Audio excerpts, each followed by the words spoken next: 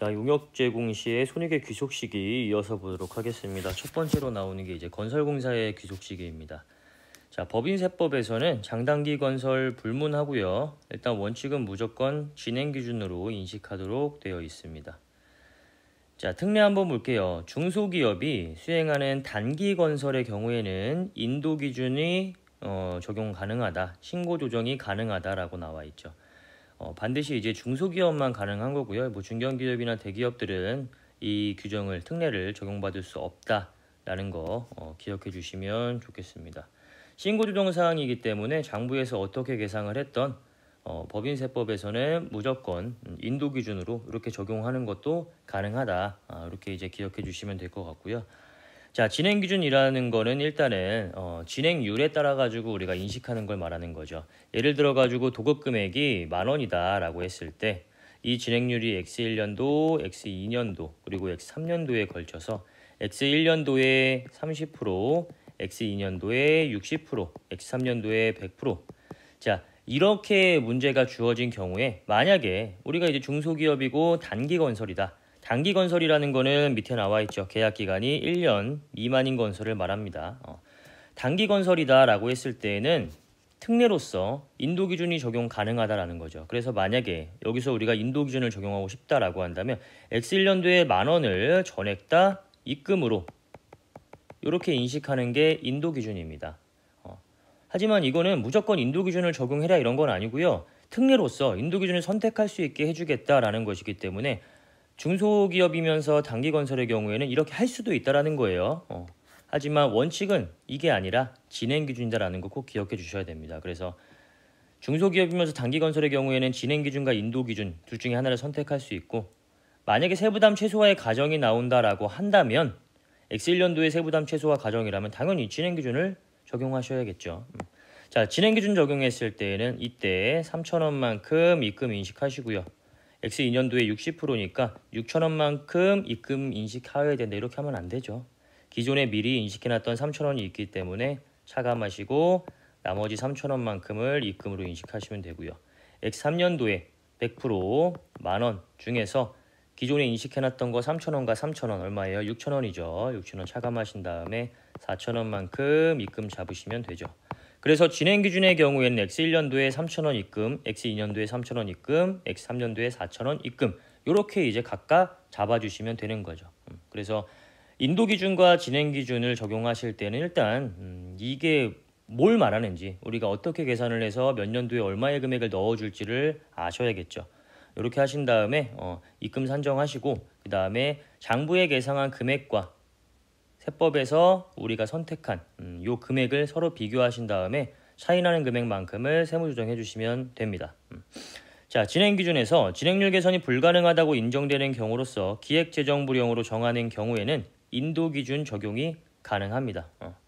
요게 대표적인 게 이제 장부 작성 비치하지 아니한 경우, 이제 추계로 계상하는 경우에는 인도 기준을 적용할 수밖에 없겠죠. 당연히 뭐 장부가 없으니까 아무런 그 증빙 자료를 낼 게 없으니까 진행률 적용이 당연히 불가능할 거예요.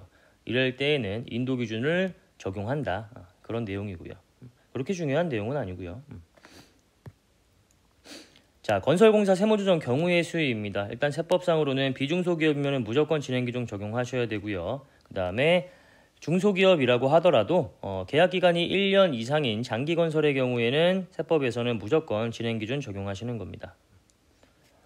그 다음에 중소기업의 경우로서 이제 단기건설이다라고 한다면 진행기준과 인도기준 두 가지 중에 한 가지를 적용할 수 있다라는 거죠. 자, 그래서 세무조정 경우의 수 한번 보시면서 나중에 문제 풀어보실 때 이거 참조하시면 될 것 같고요.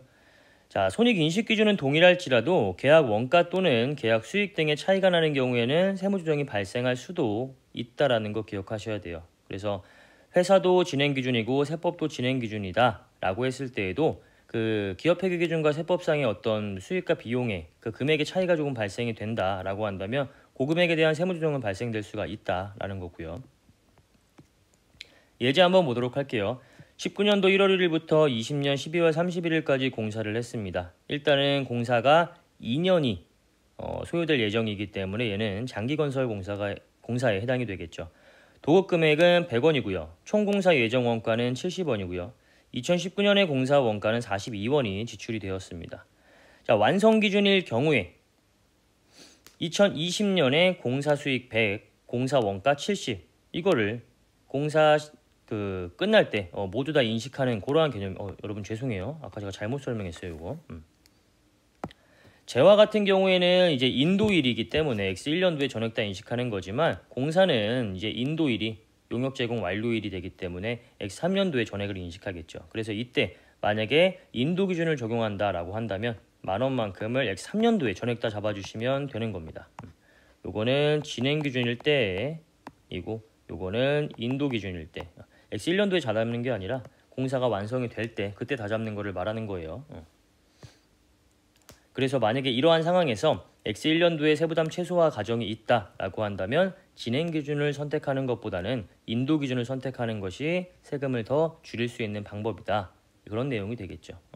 반면에 X3년도에 세부담 최소화 과정을 한다면 그러면은 당연히 진행 기준으로 하는 게 입금이 덜 잡히니까 더 적은 세금을 납부할 수가 있겠죠. 자, 이어서 한번 보도록 할게요. 진행 기준 같은 경우에는 진행률을 산정을 해요. 진행률은 어떻게 산정하냐 하면 총 공사 예정 원가 분의 19년도에 실제로 지출된 원가, 그래서 70분의 42 하면 60% 나오거든요. 그러면 도급 금액 곱하기 60% 하셔가지고 X1년도에 입금은 60, 19년도에 입금은 60, 19년도에 송금은 42 이렇게 산정이 되는 거고요. 20년에는 100에서 미리 인식한 입금의 금액인 60을 차감해서 40만큼을 20년도에 입금으로 잡아주시면 되고, 총 공사 예정 원가인 70에서 이미 인식한 42원을 차감한 나머지 28원만큼을 2020년도에 송금으로 잡아주시면 되겠죠. 이렇게 하셔가지고 우리는 인도 기준일 때 언제 얼마를 인식하는지, 진행 기준일 때 언제 얼마를 인식하는지 이것만 우리가 잘 계산을 할 수 있다면 장부에 계상한 것과 그냥 비교해가지고 세무조정만 하는 것이기 때문에 세무조정은 그렇게 어렵지 않습니다. 자, 예약매출 손익의 귀속시기 한번 볼게요. 예약매출이라는 거는 아파트 신축 분양 사업이 대표적인 예입니다. 우리가 이제 아파트를 판매를 할 때 분양계약을 먼저 합니다. 그래서 아파트 다 지어진 아파트를 들어가서 보고 우리가 사는 게 아니라 일반적으로는 아파트가 지어질 때 분양계약을 해요. 선분양이라고 하죠. 그래서 아파트를 우리가 실제로 들어가서 보지는 못합니다. 물론 모델하우스 이런 게 있겠죠. 그런데 가가지고 구조가 잘 빠졌는지 위치가 어느 위치에 있는지 이런 것들을 이제 파악하고 계약을 하게 되는데, 이런 것들을 이제 예약 매출이라고 합니다. 이때 아파트 그 시행사 입장에서 아파트 시행사는 뭐예요? 이 물건을 만들어 가지고 소비자들한테 파는 그러한 이제 사업을 하고 있는 거잖아요. 이때 우리 아파트에 여러 이제 동과 여러 호수가 있을 텐데 그 호수 중에서 분양이 됐다라고 하는 것들은 분양계약분, 예약매출이라고 합니다. 그래서 요거는 법인세법에서 원칙적으로 진행 기준에 따라서 부동산 이 시행사가 입금을 인식하도록 되어 있습니다. 하지만 아직 분양이 되지 않았다라고 했을 때에는 법인세법에서는 인도 기준에 따라서 입금을 인식하도록 하고 있습니다. 그래서 요거는 이제 분양된 부분과 아직 분양되지 않은 부분을 나눠 가지고 각각의 그 손익의 인식 시기가 다르기 때문에 그것만 그냥 주의하시면 됩니다. 다만 분양계약분 중에서 중소기업의 단기건설은 인도 기준으로 신고조정이 가능하다라고 나와 있죠. 중소 단기는 항상 기억해야 되는 게, 건설에서도 중소 단기 같은 경우에는 인도 기준 적용 가능하고요. 그 다음에 그 아파트 신축 분양 사업 예약 매출의 경우에도 중소 단기의 경우에는 인도 기준으로 신고 조정이 가능합니다. 굳이 복잡하게 진행률 산정하지 말아라 이런 이야기죠. 아니 1년밖에 안 걸리는데 이걸 뭘 굳이 둘로 나눠가지고 진행률을 산정하느냐. 그게 귀찮으면 그냥 한 번에 건설 완성되는 그 시점에 한 번에 그냥 다 잡아라. 이런 내용이겠죠. 자, 특례. 기업회계 기준에 따라서 인도 기준으로 적용한 경우에는 법인세법도 인도 기준 적용 가능합니다. 이거는 결산 조정 사항이겠죠. 기업회계 기준에서 이렇게 인도 기준 했으면 굳이 세법에서도 원칙을 고수하지 않고 너가 인도 기준으로 한 거 우리도 그냥 인도 기준으로 인정해 줄게. 그러면 별도의 세무 조정이 나오지 않겠죠. 자, 그래서 예약 매출 세무조정 경우의 수도 문제 풀어보시면서 한 번씩 적용해 보시면 될 것 같고요. 그 다음에 양가로 3번에 자산 임대로 인한 손익의 귀속 시기입니다. 일단 단기 임대와 장기 임대가 있습니다. 요거는 여러분들 기억하셔야 되는 게 단기 임대와 장기 임대는 임대 기간을 가지고 따지는 게 아니에요. 임대 기간이 1년 이하인지 초과인지를 가지고 따지는 게 아니라 임대료 지급 기간으로 따지는 겁니다. 그래서 일반적으로는 거의 다 단기입니다. 왜냐? 일반적인 임대료는 매월마다 이렇게 이제 받게 되는 거잖아요. 그러면 임대료 지급 기간은 한 달입니다. 그렇기 때문에 일반적인 임대 수입은 대부분 다 단기 임대예요. 장기 임대는 임대료 지급 기간 1년을 초과하는 것을 말하는 겁니다. 그래서 우리가 예를 들어 가지고 뭐 2년 임대를 계약을 했다. 근데 2년에 한 번씩 지급하는 거예요. 2년치의 임대료를 한 번에 다. 그러면은 2년 있다가 임대료를 또 지급을 하게 되는 거니까 그 지급 기간 사이의 기간이 1년을 초과하겠죠. 그리고 여기서는 이하와 초과라고 나와 있고요. 항상 기억하셔야 되는 거. 이 건설공사 같은 경우에는 1년 미만과 이상으로 구분하고 있고요. 얘는 1년 이하와 초과로 구분하고 있습니다. 그것도 한 가지의 특징이 되겠죠. 그래서 요거 자산 임대로 인한 손익의 귀속 시기는 여러분들이 다 요거를 암기를 해도 나중에 문제 풀 때 틀리는 거 보면 다 이것 때문에 틀리게 됩니다. 임대 기간이 1년을 초과하는 게 장기 임대가 아니라 임대료 지급 기간이 1년을 초과해야 장기 임대인 겁니다. 그래서 매월 일반적으로는 매월 임대료를 받기 때문에 임대료 지급 기간은 한 달, 즉 1년 이하다. 그래서 무조건 대부분 모든 거의 대부분의 임대는 단기 임대에 해당이 됩니다. 장기 임대는 실무적으로 거의 없어요. 물론 있긴 있어요. 저도 본 적은 있는데 거의 없다라고 생각하시면 됩니다. 자, 원칙 볼게요. 단기 임대 같은 경우에는 계약상 지급일, 약정일이 됩니다. 계약서에 만약에 매월 말일에 임대료를 지급받기로 했다라고 한다면 입금은 그렇게 지급받기로 한 매월 말일마다 입금을 잡아주시면 되는 거예요. 실제로 돈을 받지 못했다라고 하더라도 그때 입금을 잡으셔야 됩니다. 왜냐하면 세법은 현금주의가 아니라 권리 의무 확정주의이기 때문에 우리가 계약서상에 매월 말일에 받기로 했다. 매월 말일이 되면 나는 받을 권리가 확정이 됩니다. 그래서 그때 약정일에 입금을 잡아줘야 된다. 이런 뜻이고요. 만약에 계약상 지급일이 별도로 정해져 있지 않다라고 한다면 현금 수령일을 이때는 뭐 약정일이 없으니까 권리가 발생되는 시점이 없을 거 아니에요. 그때에는 현금주의로 할 수 있다라는 거고요. 자, 특례 발생주의 허용입니다. 기간경과분 미수 임대료와 미지급 임차료를 계상했다라고 했을 때에는 요거 인정해 줍니다. 어디서 계상하냐 하면 장부에서 계상했다는 뜻이에요. 장부에서 만약에 그러니까 우리는 원래 약정일대로 받는 건데 또는 약정일이 없으면 현금 수령할 때마다 입금을 잡는 건데 기업회계 기준에 따라 가지고 만약에 그 장부에서 발생주의로 잡았다. 발생주의로 잡는다는 건 뭐예요? 발생주의로 잡는다는 거는 미수 임대료와 미지급 임차료를 계상하겠다. 이거잖아요. 무슨 말인지 이해 가실까요?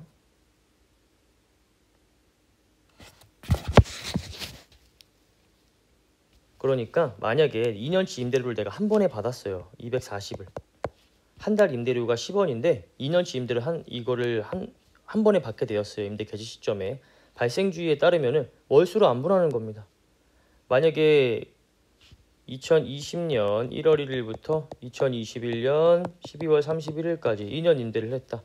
이때 2022년도에 발음이 왜 이렇게 안 돼? 2021년도에 이 금액을 구하라 라고 했을 때 만약에 장부에서 이거를 이런 식으로 발생주의에 따라서 계상을 했다라고 한다면 세법에서도 발생주의 인정해주겠다 이 말입니다. 그럼 세무조정은 별도로 나오는 거 없겠죠.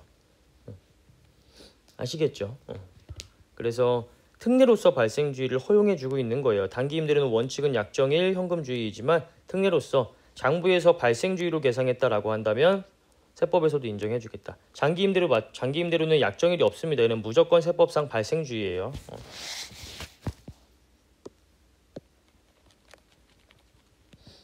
기업회계 기준이 발생주의를 택하고 있기 때문에 차이가 난다라고 한다면은 우리가 단기 임대료를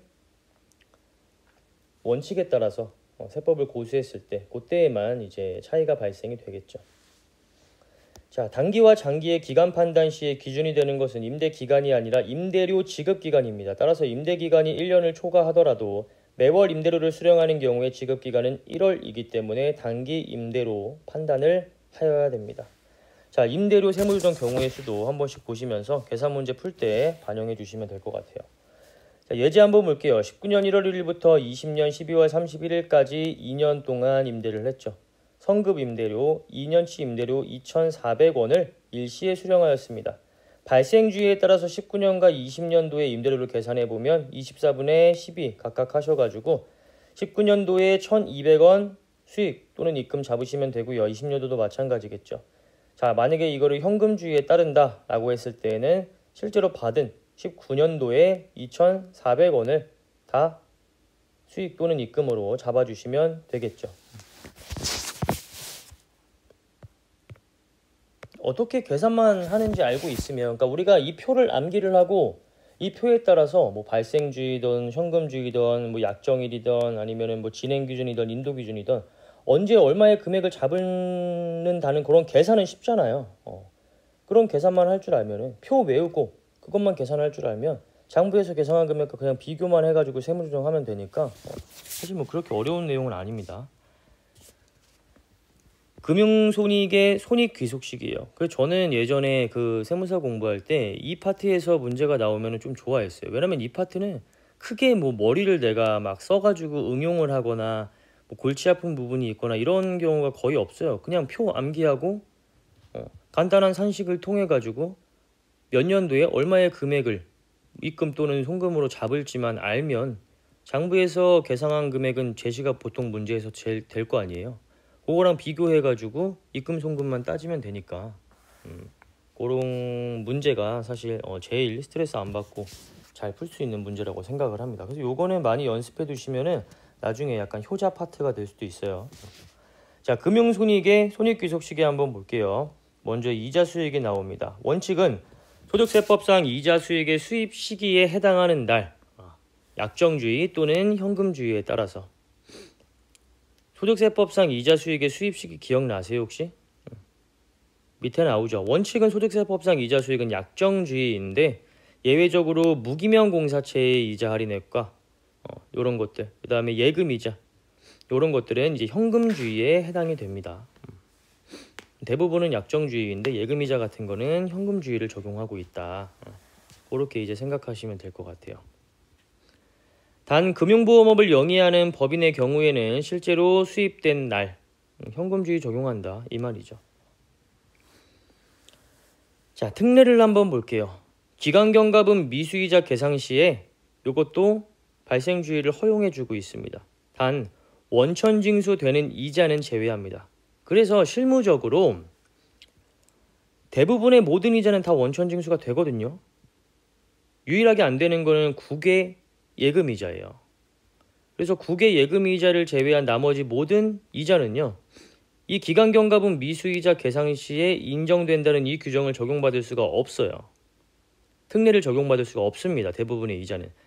이자 수익에서 특례를 적용할 수 있는 이자는 국외 예금이자밖에 없습니다. 원천징수 되는 이자는 제외하기 때문에 원천징수가 되지 않는 이자는 대표적으로 이제 국외 예금이자가 있어요.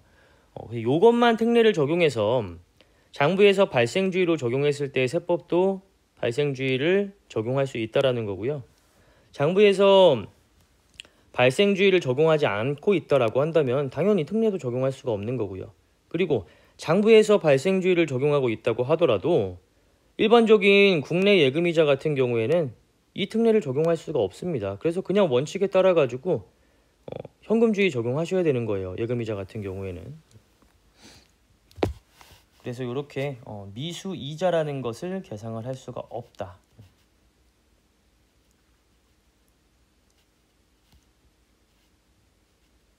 여러분들 그 발생주의의 개념은 아시죠? 요거는 이제 회계학에서 알고 와야 되는 내용이어서 제가 이제 설명을 안 드리고 있는 건데 발생주의에 대한 개념은 아시죠? 그냥 월수로 한번 하시면 된다라고 생각하시면 됩니다. 무슨 말인지 알겠죠? 설명을 해야 되나? 이게 예를 들어 가지고 7월 1일부터 다음 연도 6월 30일 이렇게 있다. 우리가 12월 30일 연말결산 법인이라고 한다면은 이때 만약에 이제 6월 30일 날에 내가 이자를 100을 받기로 이렇게 약정이 되어 있어요. 그러면 12월 30일 날 장부에는 어떻게 계상을 해요? 미수 이자 계상할 거 아니에요. 죄송해요. 자산이죠. 네, 이렇게.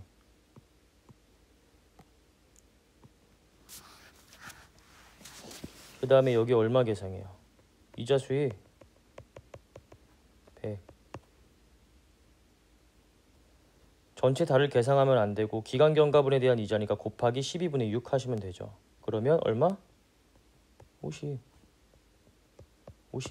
이렇게 계상하는 거잖아요. 이게 발생주의잖아요. 12월 30일 이 시점에 내가 받을 이자는 50이다. 이렇게 지금 계상하는 거잖아요.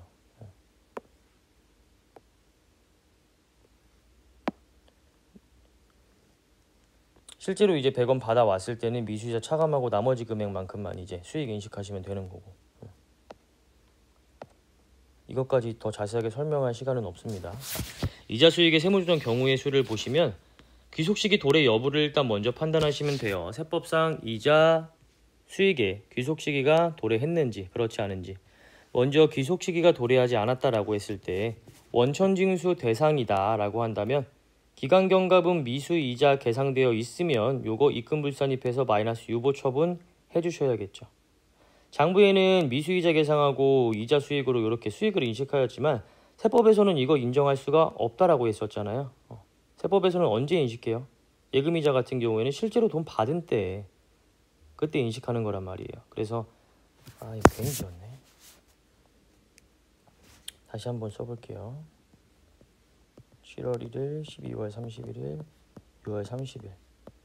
자, 이때 미수이자 50 계상하고 이자 수익 50 계상했다. 장부에서.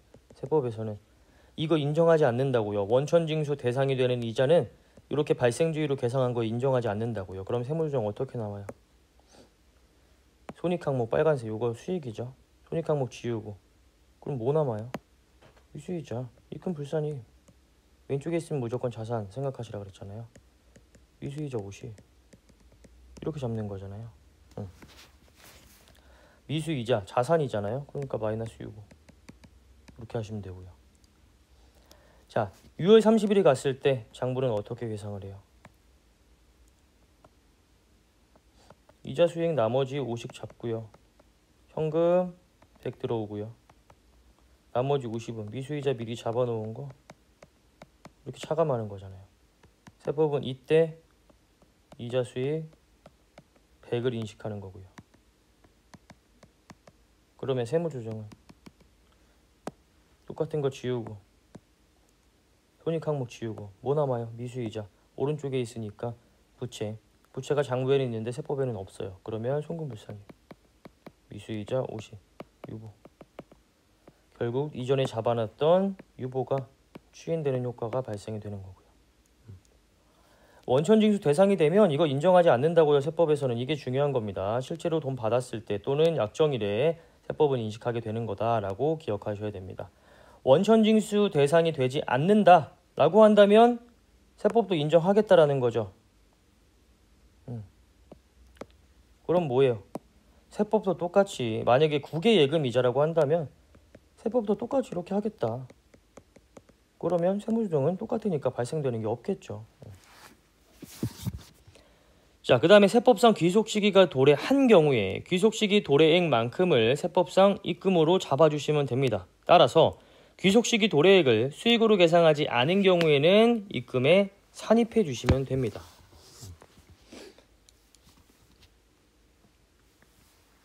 예를 들어 가지고 6월 30일이 되도록 장부에는 아무것도 작성을 하지 않고 있어요. 아무것도 작성을 안 했어, 장부에서.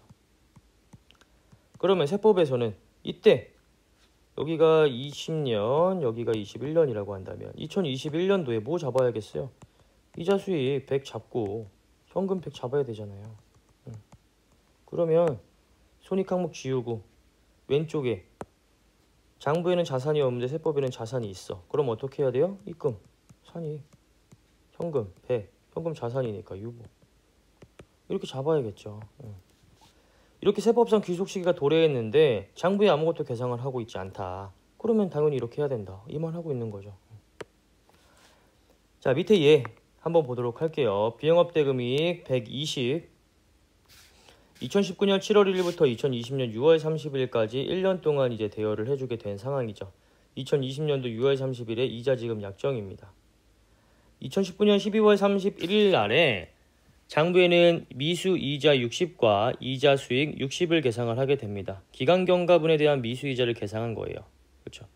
전체 1년치에 대한 120에 대한 이자 중에서 이미 내가 6개월은 지났으니까 60원만큼은 받을 권리가 생긴 거 아니냐라고 해서 장부에서는 60만큼을 계상을 해요. 하지만 세법에서는 국외 예금 이자 같은 원천징수 제외 대상이 되는 그러한 이자를 제외하고는 일반적으로 인정하지 않죠. 세법은 인정하지 않습니다. 그래서 입금불산인 미수이자 60 마이너스 유보 이렇게 세무조정이 나오게 되는 거예요.